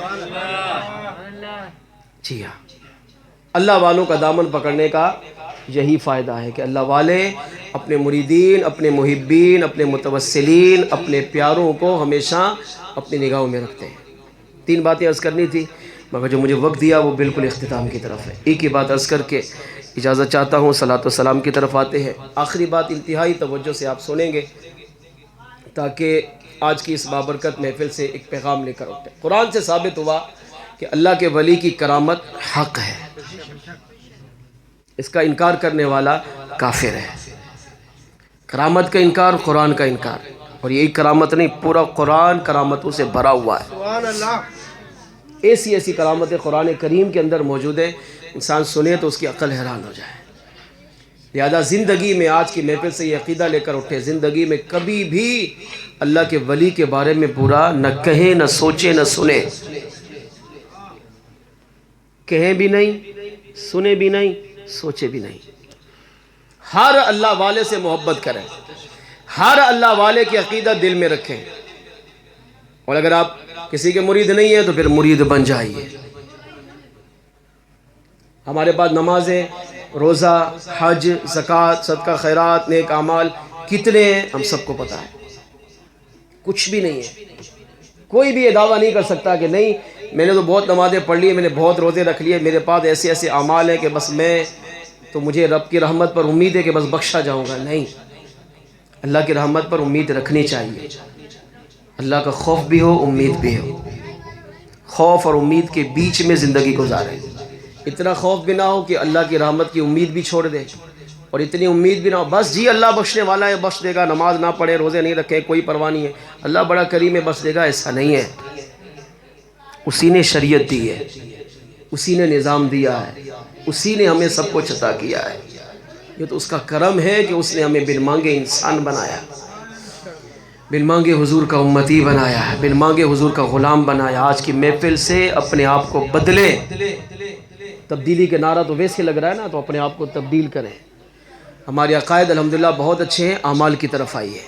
نماز کی پابندی کیجئے، رمضان آئے تو روزے کی پابندی کیجئے، حج فرض ہو جائے تو حج ادا کیجئے، اپنے بیوی کے، بچوں کے، ماں باپ کے حقوق پورے کیجئے، اللہ والوں سے سچی محبت کیجئے۔ یہی محبت و عقیدت ہماری دنیا قبر و آخرت میں ذریعہ نجات بنے گی۔ آخری بات، اللہ والے اتنے کمال، اتنی قدرت، اتنی طاقت اللہ کی عطا سے رکھتے ہیں کہ اگر کسی کے بارے میں لکھا ہو کہ یہ کافر ہے یا کفر پہ مرے گا، ہے مسلمان، تو اللہ والوں کو اللہ اتنی طاقت دیتا ہے کہ یہ رب کی بارگاہ میں دعائیں کر کے، مناجات کر کے، اس کے کفر کو تبدیل کر کے مسلمان اسلام کی طرف نقل کر کے لکھوا دیتے ہیں۔ تقدیر بری لکھی تھی، اللہ کی بارگاہ میں مناجات کر کے، التجائیں کر کے، راز و نیاز کی باتیں کر کے، یہ اس بری تقدیر کو بھی اچھائیوں میں تبدیل کروا دیتے ہیں۔ اللہ نے ان کو اتنا کمال دیا ہے، اس بات کو اس روایت سے سمجھیے۔ پنجاب شہر کے ایک مشہور بزرگ، مدینہ الاولیاء ملتان شریف، ولیوں کے شہنشاہ خواجہ بہاؤالدین زکریہ ملتانی نقشبندی رحمۃ اللہ تعالی علیہ کی ذات مبارکہ ہے، بہت بڑا نام ہے۔ ان کا مرید تھا، ابھی پرسوں ترسوں ان کا عرس مبارک ختم ہوا، دنیا بھر سے لاکھوں عاشقان رسول وہاں حاضر ہوتے ہیں۔ ان کا ایک مرید تھا، ان کی بارگاہ میں حاضر ہوا، عرض کیا حضور مجھے اجازت دے، میں کہیں سفر پہ جانا چاہتا ہوں۔ آپ نے اسے اجازت دی۔ اس سے یہ بھی طریقہ سیکھنے کو ملا، کہیں جائیں تو اللہ والوں سے دعا کروا کے جانا چاہیے، تاکہ سفر میں آنے والی رکاوٹیں، پریشانیاں ان اللہ والوں کی دعاؤں کے صدقے دور ہو جائیں۔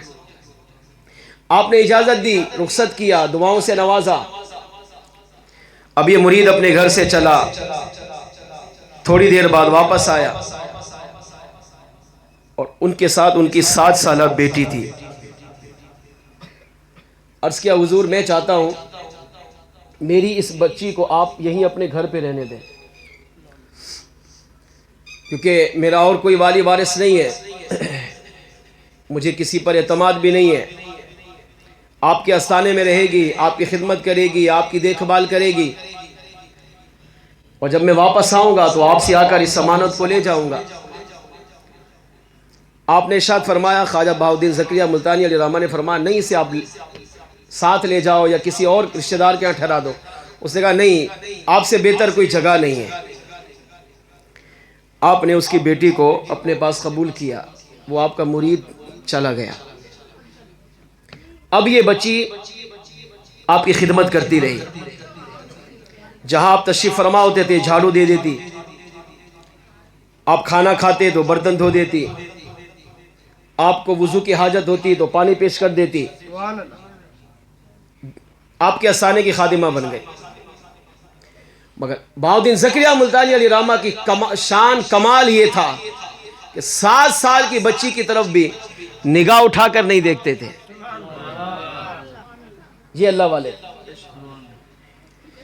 بچی کے ذہن میں ایک دن وسوسہ آیا کہ میں خدمت کرتی ہوں، دیکھ بھال کرتی ہوں، جھاڑو پوچھا کرتی ہوں، برتن دھوتی ہوں، آپ کے لیے وضو کا پانی پیش کرتی ہوں، مگر یہ میرے والد کے مرشد ہیں، میری طرف انہوں نے آج تک دیکھا ہی نہیں، شاید مجھ سے ناراض ہے۔ ایک دن جب آپ آستانے میں تشریف لائے تو بچی سامنے آئی، کہا حضرت مجھے اجازت دیجئے، میں یہاں سے جانا چاہتی ہوں۔ آپ نے فرمایا کیوں؟ کہا لگتا ہے آپ مجھ سے ناراض ہیں۔ آپ نے فرمایا نہیں، میں ناراض نہیں۔ آپ کو کیسے پتا چلا؟ بچی نے کہا اتنا عرصہ ہو گیا، اتنے مہینے گزر گئے، خدمت کر رہی ہوں، دیکھ بھال کر رہی ہوں، مگر آپ کبھی اٹھا کر میری طرف نظر اٹھا کر دیکھتے ہی نہیں۔ آپ نے ارشاد فرمایا بیٹی یہ ایک راز ہے، ہم کیوں نہیں دیکھتے، یہ بھی ایک شریعت کا مسئلہ ہے، شریعت کا راز ہے۔ اب بچی نے کہا آپ دیکھتے نہیں تو میں سمجھی آپ ناراض ہیں۔ فرمایا ناراض نہیں، میں تو شریعت محمدی علیہ السلام پر عمل کر رہا ہوں۔ میرے قرآن نے کہا اپنی نگاہوں کو جھکا کے رکھو۔ 7 سال کی بچی سے یہ پیغام دے رہے ہیں ہمیں۔ اب 14 سال کی ہو، 16 سال کی ہو، 20 سال کی ہو، ہمیں کتنی نظروں کی حفاظت کرنی چاہیے سوچ لیں۔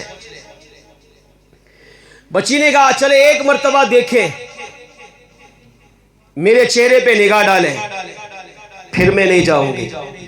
خواجہ بہاؤالدین زکریا ملتانی علیہ الرحمہ نے کئی مہینوں کے بعد بچی کی خواہش پر نگاہ اٹھائی اور بچی کے چہرے پہ ڈالی۔ اب جیسے چہرے پہ نگاہ ڈالی تو فوراً نگاہ کو ہٹا لیا۔ اب جیسے نگاہ کو ہٹایا تو آپ پر رقت طاری ہو گئی، رونے لگے۔ بچی نہیں سمجھی اس معاملے کو، وہ وہاں سے چلی گئی۔ کئی مہینے گزر گئے، بچی خدمت کرتی رہی، مگر دل میں بات تھی کہ میرے مرشد نے مجھے دیکھا اور دیکھتے ہی رونے لگ گئے، کیا وجہ تھی؟ اسی سوچ میں بچی نے کئی دن گزارے۔ کافی دنوں کے بعد ملتان شریف میں شور ہوا، ایک بابا آیا ہے، نام بابا فرید رحمت اللہ تعالی علیہ۔ کہاں سے آئے؟ پاک پتن شریف سے۔ کہاں بیٹھے ہیں؟ ملتان شریف کے شہر میں داخل ہوئے، ایک مٹی کا ٹیلا بنا ہوا تھا، اس ٹیلے پہ آ کر بیٹھ گئے۔ اب جب یہ بات ملتان شریف میں پھیلی تو لوگ آپ کی بارگاہ میں حاضر ہونے لگے۔ اب کوئی آ کر آپ سے دم کرواتا، کوئی آ کر دعائیں لیتا، مگر بابا فرید رحمت اللہ تعالی علیہ کی عادت کریمہ تھی، ہر وقت اللہ اللہ اللہ اللہ کے صدا میں مصروف رہتے ہیں، اللہ کے ذکر میں مصروف رہتے ہیں۔ لوگ انتظار کرتے کرتے چلے جاتے مگر آپ اللہ کے ذکر میں مشغول رہتے ہیں۔ جب یہ خبر بچی کے کان میں پڑی کہ ایک اللہ والا آیا ہے تو بچی دوڑی دوڑی آئی اور خواجہ بہاؤالدین زکریا ملتانی علیہ الرحمہ کی بارگاہ میں عرض کیا، مرشدی سنا ہے کہ بابا آیا ہے، بڑا پہنچا ہوا ہے، ملتان کے لوگ اس کا دیدار کرنے جا رہے ہیں، اس کی زیارت کر رہے ہیں، اس سے دعائیں لے رہے ہیں، آپ مجھے بھی اجازت دیں میں بھی جا کر دعائیں لے آؤں۔ بہاؤالدین زکریا ملتانی علیہ الرحمہ نے جب یہ سنا نا کہ ایک بزرگ آئے ہوئے تو پوچھا اس کا نام کیا ہے؟ کہا لوگ اسے بابا فرید کے نام سے پکار رکھے گئے۔ کہاں سے آئے؟ کہا پاک پتن شریف سے۔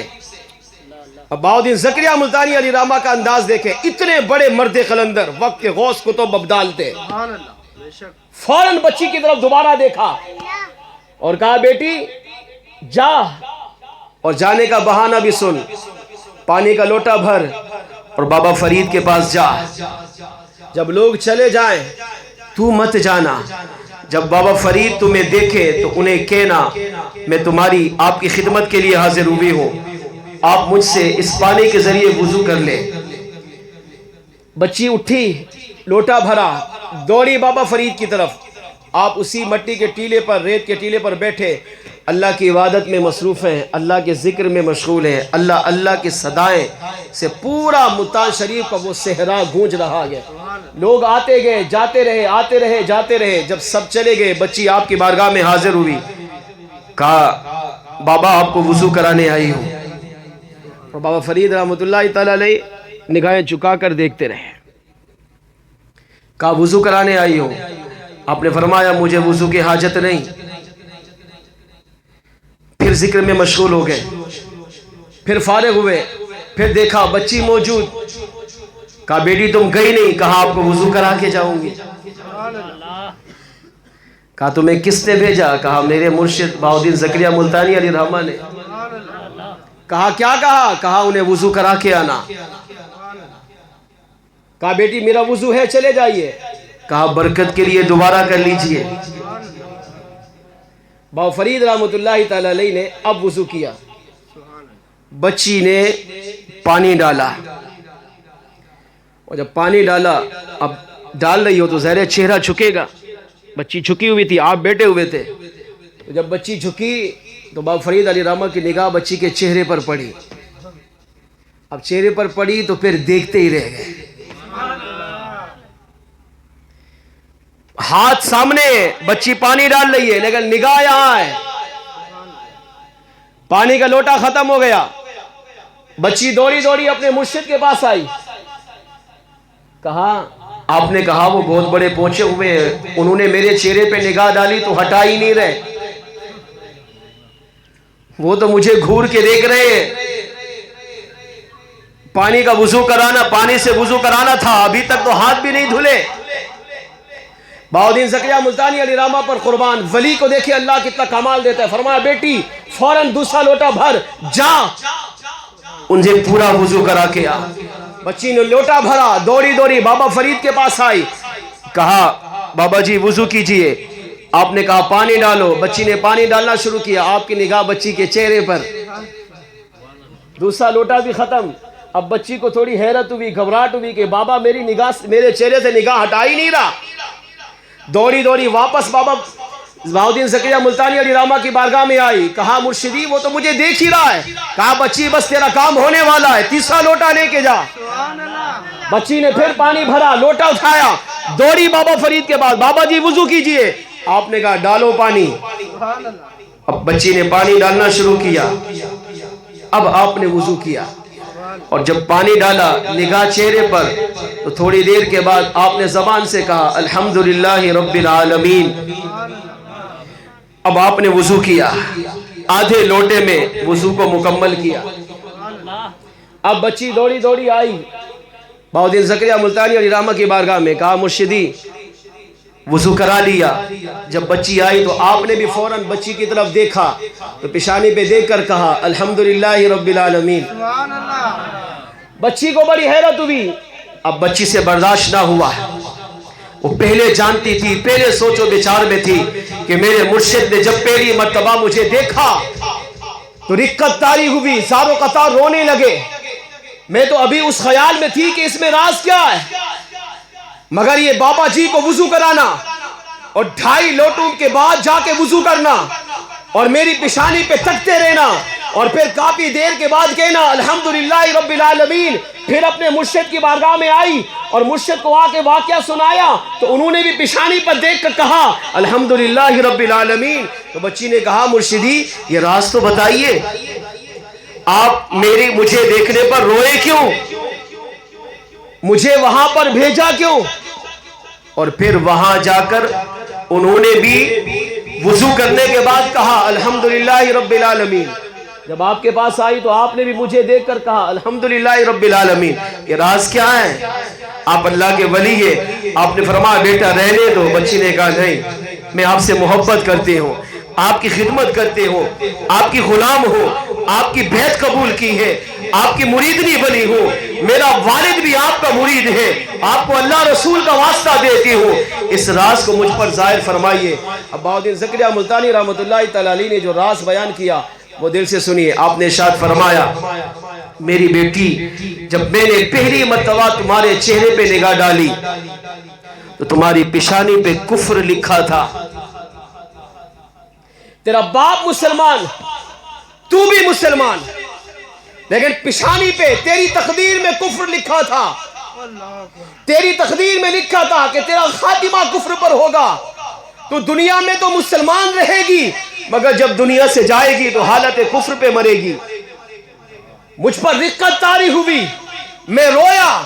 میری بیٹی اس دن نہیں، اس دن سے لے کر آج تک روزانہ نماز تہجد کے بعد سجدے میں جا کر اللہ کی بارگاہ میں روتا ہوں، مناجات کرتا ہوں اے اللہ میری اس مریدنی کی تقدیر کو تبدیل فرما، اس کے کفر کو اسلام میں تبدیل فرما. میں مناجات کرتا رہا، روتا رہا، التجائیں کرتا رہا، گڑ گڑاتا رہا، یہاں تک کہ کئی مرتبہ میری آنکھوں سے آنسو اتنے نکلے کہ میری داڑھی بھی تر ہو گئی، میرا مصلی بھی بھیگ گیا. لیکن میں نے جب بھی تمہیں دوبارہ دیکھا تمہاری پیشانی سے کفر نہیں مٹا. اب تمہیں وہاں پر بھیجا کیونکہ ان کو اللہ نے مجھ سے بھی بڑا مقام عطا کیا. ایک عام ڈاکٹر ہوتا ہے اور ایک بڑا ڈاکٹر ہوتا ہے، اسپیشل ڈاکٹر ہوتا ہے. اللہ نے ان کو ولیجو میں بڑا اعلیٰ مقام عطا کیا ہے. کہا میں اللہ کی بارگاہ میں دعائیں کرتا رہا مگر میری دعا قبول تو ہو رہی ہے مگر میری فریاد ابھی پوری نہیں ہوئی. جب میں نے دیکھا کہ بابا فرید آئے اور تو ان کے پاس گئی اور ان کے پاس جا کر تو نے وضو کرایا تو اللہ کریم نے تیری اس تقدیر کو تبدیل فرما کر کفر کو اسلام میں تبدیل فرما دیا. کہا انہوں نے الحمدللہ رب العالمین اس لیے کہا کہ تیرے کفر کو انہوں نے اسلام میں بدلوایا، اور میں نے تمہیں دیکھ کر الحمدللہ اس لیے کہا کیونکہ تیری تقدیر تبدیل ہو چکی. اللہ کریم نے بابا فرید کے صدقے تیرے کفر کو ایمان میں بدل دیا. اب یہ اٹھے, لاٹھی اٹھائی اور چلتے چلتے جلال کی کیفیت میں بابا فرید کی بارگاہ میں حاضر ہوئے اور جا کر آواز دی, کہا فرید آپ اللہ کی محبت میں, اللہ کے ذکر میں, اللہ کے پیار میں مصروف تھے. کہا فرید آپ نے نگاہ اٹھا کر دیکھا. تو بہاؤالدین زکریا ملتانی علی رحمہ نے جو جملہ کہا, آخری بات دل سے سنیے. آپ نے ارشاد فرمایا, اے فرید کیا تجھے شریعت کا مسئلہ پتہ نہیں کہ وضو میں اسراف نہیں کرنا چاہیے, وضو میں پانی میں فضول خرچی نہیں کرنی چاہیے, پانی زیادہ استعمال نہیں کرنا چاہیے. جب آدھے لوٹے پانی سے وضو ہو سکتا تھا, 2.5 لوٹے کیوں استعمال کیے؟ آپ تو اتنے بڑے مرد قلندر ہیں, اللہ نے ولیجوں میں اتنا بڑا مقام عطا کیا, شریعت کا مسئلہ نہیں جانتے؟ آدھے لوٹے سے آپ نے وضو کیا تو پہلے 2 لوٹے کیوں ضائع کیے؟ اب بابا فرید کا جو جواب تھا وہ دل سے سنیے.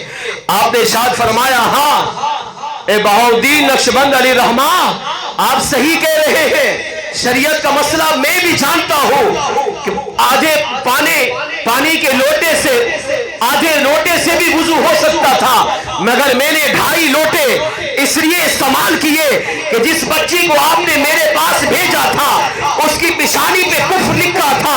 جب بچی نے مجھے کہا وضو کرایا, میں نے نگاہ بچی کے چہرے پہ ڈالی تو اس کی پیشانی پر کفر لکھا تھا. اس کی تقدیر میں نظر ڈالی تو لوح محفوظ میں اس بچی کی تقدیر میں بھی کفر لکھا تھا. اب اللہ کی بارگاہ میں مناجات کی اور میں نے رب کریم کی بارگاہ میں عرض کیا, اے اللہ تیرا فرید اس وقت تک تیری نماز کے لیے وضو نہیں کرے گا جب تک تو اپنے فرید کے صدقے اس بچی کے کفر کو اسلام میں تبدیل نہیں فرمائے. کہا بچی نے پہلا پانی کا لوٹا میرے ہاتھوں میں ڈالا, میری نگاہ بچی کے چہرے پر نہیں رب کی تجلی کی طرف تھی. میں اللہ سے مناجات کر رہا تھا, عرض کرتا رہا, پہلا لوٹا ختم ہوا, دوسرا بھی ختم ہوا. جب تیسرا لوٹا بچی نے مجھ پر پانی کا ڈالا اور میں نے بچی کے پیشانی پر جب کفر کو دیکھا تو رب کریم نے میرے صدقے اس بچی کے کفر کو اسلام میں تبدیل فرما دیا. آپ نے فرمایا, ہاں شریعت کا مسئلہ میں بھی جانتا ہوں, مگر سنو جس بچی کو آپ نے مجھ پر بھیجا تھا وہ دوستی تھی جہنم کی آگ سے کھینچتے کھینچتے 2.5 لوٹا پانی کا صرف ہو گیا, مگر اللہ کریم نے اس بچی کو جہنم سے آزاد فرما کر جنتی بنا دیا. اس سے پتہ چلا, فرمایا ہاں میں جانتا ہوں شریعت کا مسئلہ, آدھے لوٹے سے بھی پانی وضو ہو سکتا تھا, مگر جانتے ہیں جس بچی کو بھیجا اس پہ کفر لکھا تھا. اور عاشق معشوق محب محبوب کی ادا دیکھیں, اللہ کی بارگاہ میں ٹکٹکی باندھ کر دیکھتے رہے, تب تک وضو نہیں کروں گا جب تک تقدیر کو تبدیل نہیں کرے گا. تیری عبادت کا وضو تب کامل کروں گا, تب مکمل کروں گا جب اس بچی کی تقدیر کو کفر کو تبدیل کر کے اسلام میں تبدیل فرمائے. آپ فرماتے ہیں جس کو بھیجا تھا وہ دوزخی تھی, تو اسے جہنم کی آگ سے کھینچتے کھینچتے کھینچتے 2.5 لوٹے پانی کے صرف ہو گئے. یہ بچی سستی چھوٹی, 2.5 لوٹے پانی لگے, اللہ کریم نے اسے دوزخ سے نکال کر جنت میں داخل فرما دیا. اس سے پتہ چلا, عقیدہ سیکھنے کو ملا, اللہ والوں کو اللہ یہ طاقت, یہ قدرت, یہ کمال, یہ شان, یہ عظمت عطا کرتا ہے. یہ اللہ والے اگر چاہیں تو رب کی بارگاہ میں لکھی ہوئی بری تقدیر کو بھی تبدیل کروا دیتے ہیں. مل کر آخر میں پڑھ لیجئے, یہ شان ہے ان کے غلاموں کی, یہ شان ہے ان کے غلاموں کی, سردار کا نام کیا ہوگا, ہر کوئی فدا ہے بن دیکھے, ہر کوئی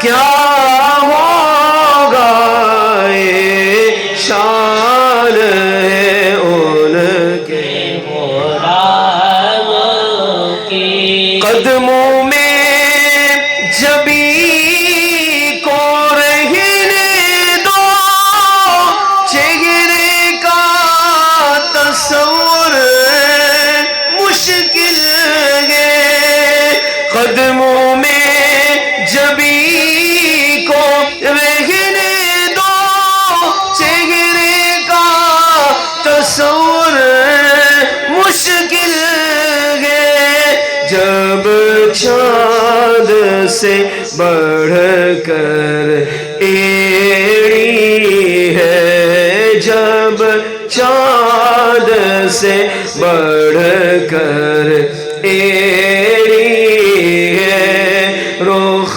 سار کا علم کیا ہوگا ہر کوئی فدا ہے بن دیکھے ہر کوئی فدا ہے بن دیکھے دیدار کا علم کیا ہوگا یہ شان ہے غوث اعظم کی یہ شان ہے غوث اعظم کی۔ اللہ کریم کی بارگاہ میں دعا ہے جو کچھ ہم نے سنا اس پر ہم سب کو عمل کی توفیق عطا فرمائے، بیان میں غلطی کوتاہی ہو گئی ہو تو اللہ تعالیٰ ہم سب کو معاف فرمائے۔ زندگی کا کوئی بھروسہ نہیں ہے، لمحہ لمحہ ہمارا گزر رہا ہے اور کب آنکھ بند ہو جائے ہم قبر میں چلے جائیں کوئی پتہ نہیں ہے، اس لیے اللہ نے جو زندگی دی ہے اس کو غنیمت جانی ہے، نیک کام میں اللہ کی عبادت میں اس کے پیارے حبیب علیہ السلام کے ذکر میں گزاری ہے۔ اس کے لیے اچھی صحبت بہت ضروری ہے۔ الحمدللہ فی زمانہ دعوت اسلامی کا مدنی ماحول یہ بہت بڑی اچھی صحبت ہے، بہت بڑی اللہ کی نعمت ہے۔ اس ماحول میں اپنا اٹھنا بیٹھنا جینا مرنا آنا جانا رکھیے، انشاءاللہ اس ماحول کی برکتیں آپ کو بھی نصیب ہوگی۔ ہر جمعرات کو مغرب کی نماز کے بعد دعوت اسلامی کا ہفتہ اجتماع جہاں مسجد صابرین میں ہوتا ہے، آپ سے گزارش ہے اس میں بھی اصلاحی بیان ہوتے ہیں، عقائد اعمال کی بہترین اصلاح ہوتی ہے، اس میں ضرور تشریف لایا کریں۔ انشاءاللہ عقیدے مضبوط رہیں گے، نیک عمل کا جذبہ ملتا رہے گا تو اللہ نے چاہا تو یہ دنیا بھی سنورے گی، قبر و آخرت بھی سنورے گی۔ اللہ عمل کی توفیق عطا فرمائے۔